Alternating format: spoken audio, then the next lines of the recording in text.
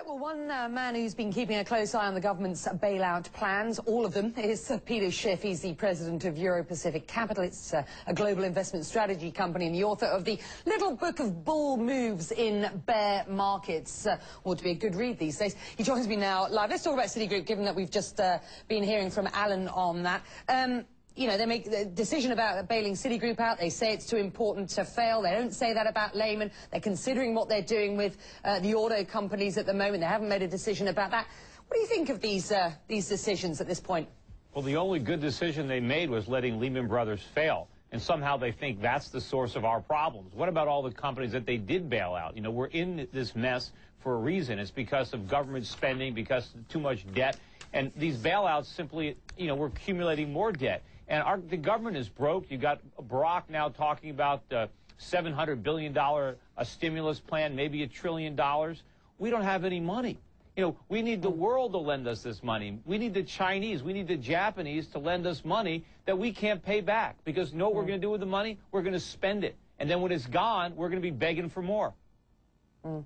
Yeah, let's talk about this stimulus package, because it's big and it's getting bigger by the day. Barack Obama's put this group of, or his economy group together, as it were, and we're beginning to learn the names of those. Are they the right men and women for the job at this point?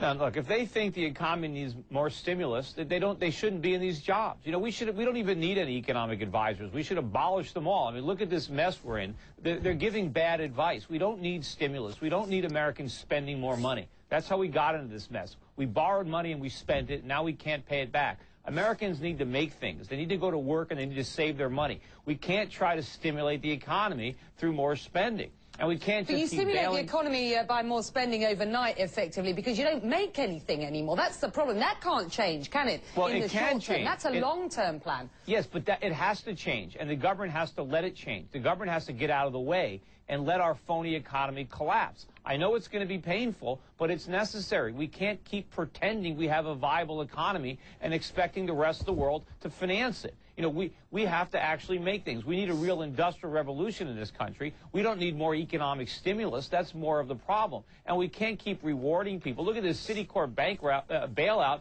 I mean, look how much money these executives at these companies make. How can we let these guys pay themselves millions of dollars when the companies are broke? They're not going to make any money over there for years. So the government's going to keep giving them more and more money so they can lavish it out on the executives. And, you know, now we're probably going to have to bail out General Motors because we bailed out Citi. You know, General Motors needs to fail. But, you know, now we've got to support the overpaid union workers in Detroit because we're supporting the overpaid bankers in New York. You'd have let Citibank fail, would you, today? Of course. I'd have let AIG fail. I'd have let Bear. There'd be a lot of firms that would be failing if the government had stepped out of the way. But capitalism isn't about propping up failed companies. We need to let them fail. There's reason that these companies are going broke. We don't want to prop them up. Now, of course, behind it all is the Federal Reserve. If the Federal Reserve had never intervened in the market back in 2001 and 2002, had they not poured all this alcohol, then Wall Street wouldn't have got drunk. But they did. They made a lot of bad decisions, and now we've got to suffer the consequences. But it's not fair to try to say that the whole country, that everybody around the world who's holding U.S. dollars has to pay because of the bad bets made on Wall Street. All right. So, given what you're saying, you say government get out of the way, let the invisible hand of the free markets work this out. You'd be staring down the barrel of awfully difficult time for a very long time for many, many Americans at this point. No question about that. But it's false to assume that the government can do anything about that. I am convinced that everything the government is doing to fight this off is going to make. And I'm afraid we've lost our guest there. I'm sorry about that, technical problems, but we heard his thoughts, interesting ones. Peter Schiff there, the president of Euro-Pacific Capital. These things happen, right? Well, news of Citigroup.